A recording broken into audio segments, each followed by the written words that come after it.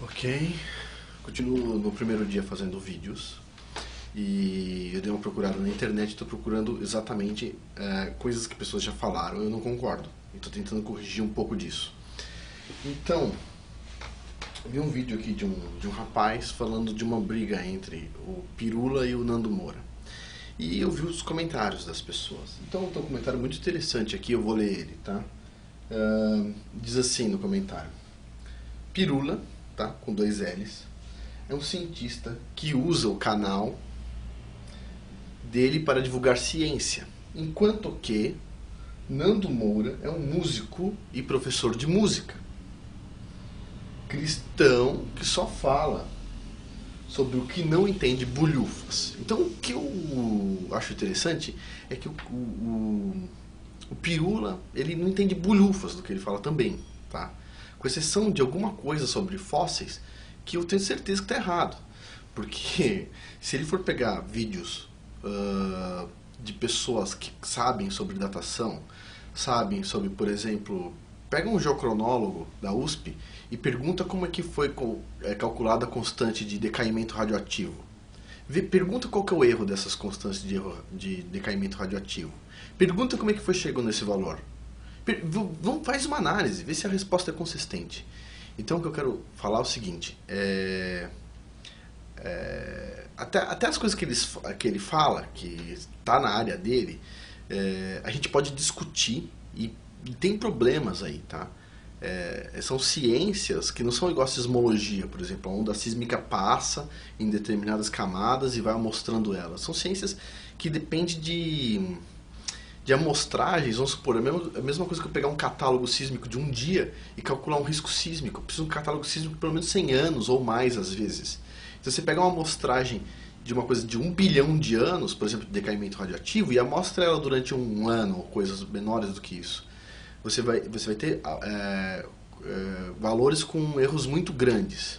Então, assim, até as coisas que ele fala são argumentáveis, dá para gerar uma discussão, uma polêmica boa, uma discussão boa. E a gente ainda vai chegar nesse ponto. Agora, o que eu acho interessante é que o ponto de vista que é colocado não é assim que o Nando Moura é cristão, que só é músico, e o Pirula é um cientista. Não é isso.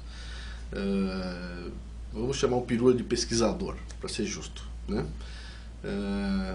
Não seria justo confundir com um cientista, uma pessoa que estuda vários campos da ciência ao mesmo tempo de forma profissional. Seria um pouco desonesto isso. Mas não é a questão de ele ser um pesquisador, é a questão de ele ser um pesquisador ateu, que tem uma visão do mundo sem o criador do universo. E parece que as pessoas que seguem ele, não todos obviamente, mas tem um grupo de fanáticos que vão atrás das pessoas. No canal do rapaz aqui, pessoas ameaçando o cara de morte. Então assim, e o próprio Pirula deixa um comentário no vídeo do cara, falando assim: eles eram meus amigos, os que te ameaçaram de morte, mas eles só estavam te trollando, o cara fala. O próprio Pirula escreve um comentário no canal do cara e fala: mas alguns nem são mais meus amigos, ele fala. Mas o que eu acho interessante aqui é que a maioria dos ateus, eles não são ateus, eles vendem a ideia de ateísmo, e tem otário que compra. Mas a maioria dos ateus, eles acreditam num outro Deus, vamos supor assim. Só para eu ter uma ideia, poxa vida, vamos supor, eu já recebi apelidos, tá? Vários, né? Durante a vida, normal. Agora, ninguém me disse como é que eu escrevia meu apelido. Então vamos supor, Pirula tem um apelido dele. Não sei como é que chegou à conclusão, mas o apelido dele é Pirula. A pergunta é, quando você dá um apelido para uma pessoa, como é que ele soube que era com dois L's e não com L só? Não é legal? Então, Pirula com dois L's, em finlandês, é diabo, não é isso? E Pirula com L só não é nada. Então o cara escreve o nome dele, é diabo em finlandês. O apelido dele é diabo em finlandês. Então, seria de se pensar de que o cara, ele não é ateu, não é verdade? Tipo, essas coisas não passam batidas por ninguém. Então, o que eu digo assim, a gente tem que tomar cuidado, porque o primeiro passo para ir pro outro lado, então o lado do bem, é você chegar no lado neutro. Então, vamos trazer todo mundo pro neutro. Depois a gente carrega pro outro lado.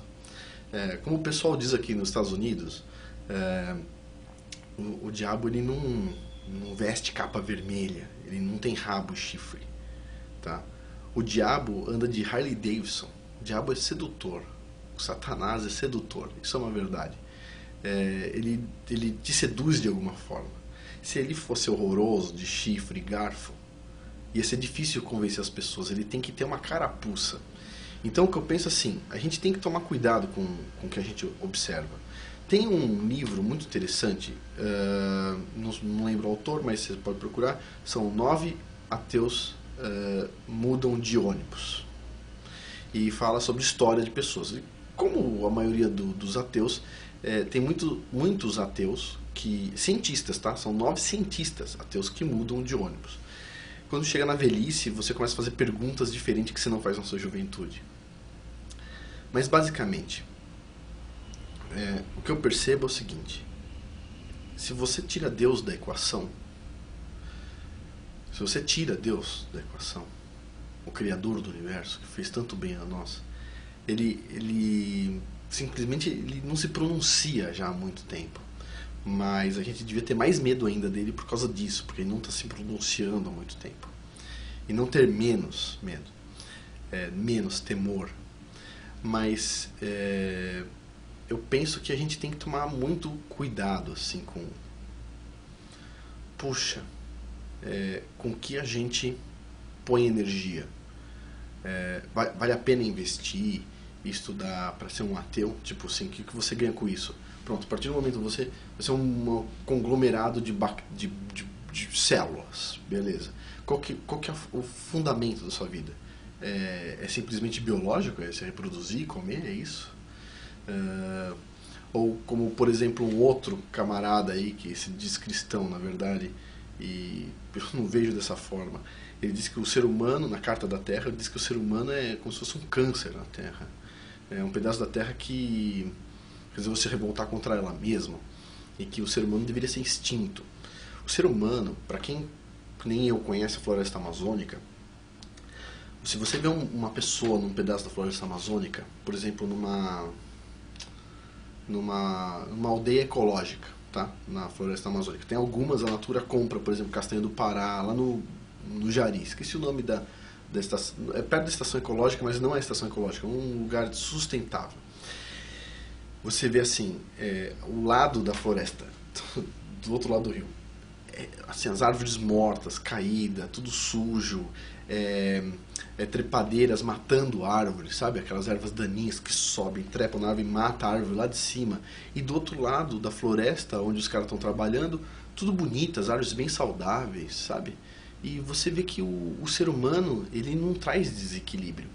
O ser humano, como natureza, como natural, ele traz equilíbrio para a natureza. Eu acredito que o ser humano, ele é o guardião da natureza. Às vezes os seres humanos cometem erros, mas a maioria dos seres humanos cometem erros intencionais, tá? Se você pegar uma pessoa simples, ela vai saber cuidar da fazenda dela, do sítio dela, ou da casa dela, ou de qualquer coisa que ela cuida, dos animais, do cachorro e tudo mais, com muito carinho. Eu acho que o ser humano ele é especial, e eu acho que a gente tem que dar atenção para esse tipo de coisa.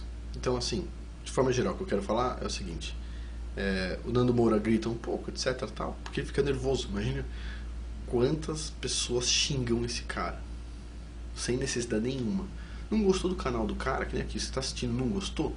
Clica lá no xizinho, entendeu? Sai fora. Isso aí, sem drama. Tem que fazer drama. Se você vai fazer draminha, vai lá, aperta dislike ou qualquer coisa do tipo, vai fazer draminha, que você é da geração Snowflake, que eu já falei aqui.